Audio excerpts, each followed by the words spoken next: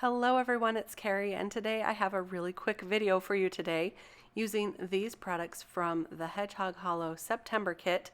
These are some really great products created in remembrance of the Day of the Dead. And look at this stencil that comes in the kit. This rose stencil is a favorite of mine, and it can be used for any occasion. It doesn't have to just be used for this specific theme. So anyway, I do love it, and I'm going to use it on the background of this dancing skeleton card. I'm just taping this to the back of my paper here so that I can quickly ink it up in a couple of colors of pink. And all I'm doing is starting with the lightest color. I put a piece of paper underneath so that I could blot off some of that first little bit of color so I don't get any streak marks. And I'm just going to darken it up a little bit. I apologize, I'm a little off camera today.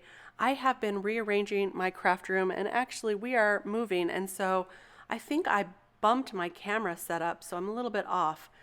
Anyway, that's why I just wanted to show you real quick how this came together. I added a little bit of MISTI mint or Minty Mint from Altenew for the leaves, and then I stamped on the Dia de los Muertes stamp. Now look at the details on these characters that come in the kit. They are so cute. Those dancing skeletons and that little cat. And I just colored them up real quick with Copics. Wanted to show you I used some neutral colors for the skeletons and some really bright Copic colors for the rest of it. I was inspired by the Disney movie Coco that has some really bright colors. And so that's why I chose what I chose, and I can list all those Copic colors that I used on the blog if you're interested. So I just popped all of those up onto the card with some 3M foam tape, and look how quickly this card came together. I think the longest part was probably the coloring, but that even didn't take me too long since I used a lot of neutrals and some bright colors, and I just picked those from my selection. Now sometimes I go ahead and I pre-make some Nuvo drops, and that's what I did here because sometimes I want them to be perfect, and if I put them directly to the card, I don't know, it doesn't always work out the best. So I pre-make them occasionally when I want them to look really good on my card. I just use some transfer backer paper from some stickers or some double-sided adhesive, and I create some Nuvo drops.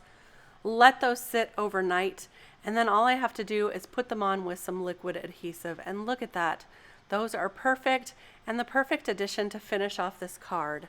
Now to add a little bit of shine to their eyes, I'm going to darken them up with a black gel pen. This is one of my favorite tricks for adding a little more depth.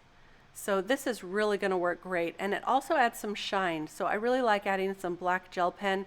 I like black gel pen better than a regular Copic multiliner because it does have that shine, so it really makes their eyes pop.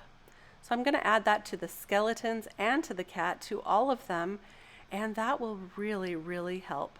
So here's our card. I'm just going to add it to a top folding card base of 110-pound paper, and here's a little close-up of those eyes, and that is all.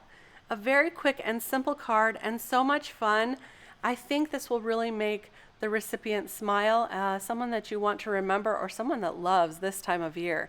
This will make a great Halloween card as well if you want to use a different sentiment. So I hope you enjoyed this short video today.